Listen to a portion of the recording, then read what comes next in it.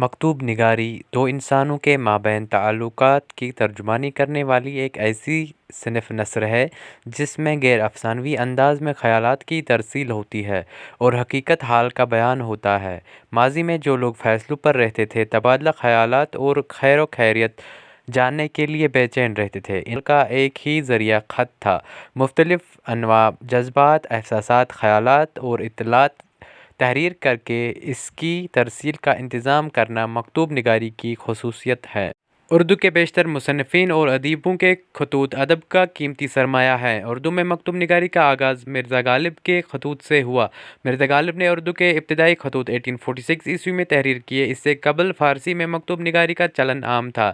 مرزا غالب کے بعد اس صنف نے کافی ترقی کی، چنانچہ مولانا حالی، سر سید احمد خان، محمد حسین آزاد، ڈپٹی نذیر احمد، کلام آزاد جیسے نامور ادیبوں کے خطوط شائع ہو چکے ہیں، جو اس بات کا ثبوت ہے کہ اردو میں مکاتب نگاری کی صنف قدیم اور توانا ہے۔